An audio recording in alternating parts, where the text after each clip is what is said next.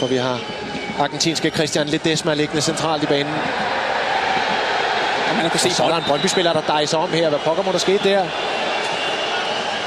Der bliver givet et gult kort.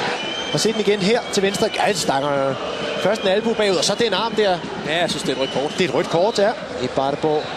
Og så er der plads ude omkring Svend Krone. Mesno bliver lagt ned, og så får Krone helt sikkert gult kort. Og det har han jo ikke i forvejen af.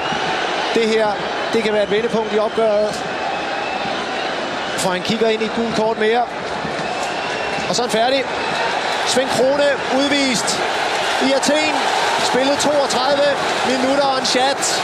Så er det en kæmpe chance, der kommer efterfølgende. Ja, spørgsmålet om det er Albrechtsen måske som på at komme på tværs. Han ved, han har et gult kort. Han skal ikke lave det frispark, Svend Krone.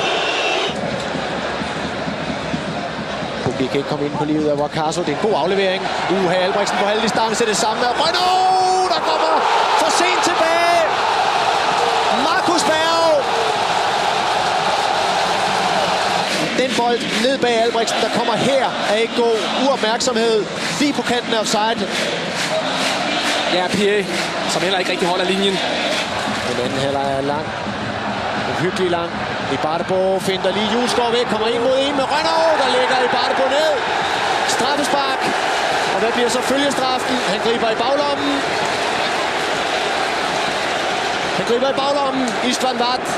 Og viser Rønno ud. Oj. Går efter bolden. Var det ikke den her nye fortolkning? Ny fortolkning ind. Der skal ikke have rødt kort der. Den bliver interessant at se igen. I Bartebo kommer ind foran Julesgaard, finder ham helt væk her. Der synes den tabt. Julesgaard kommer ud. Fejrer åbenlyst efter bolden. Jeg synes i hvert fald, vi er i en gråzone her i den nye fortolkning. Ja, han rører endda bolden en lille smule, men han tager også benene på i Bartebo. Jeg synes, straffesparket er okay. Jeg synes ikke, det røde kort er okay. Ind med Mads Toppel, og er det Pukki, der bliver taget ud? Hvad det er? Men lige ved at redde har i hvert fald valgt den rigtige side, men Ledesma sparker med tilstrækkelig fart. Hvor kan det slå revner nu for Brøndby IF? Han er ikke tæt på den. Hvor bliver det bare en lang anden halvleg nu. 9 mand. Den her varme skal løbe rigtig meget Brøndby. Det eneste mål nu, det er at holde sig i det her. Der er noget galt med det ur der, Mikkel. Ja, det går lidt for langt. Så kommer muligheden for Berg. Tommy bliver derinde. Berg! 3-0 til Panathinaikos. 9 minutter til rest. Og han bare skarp. Han er dygtig. Hurtigt han rykker på de første meter. Han har haft 3 chancer i dag, Berg. Han sparker 2 af dem ind. Og det er også noget med glasser at gøre. Helt over af sidenettet.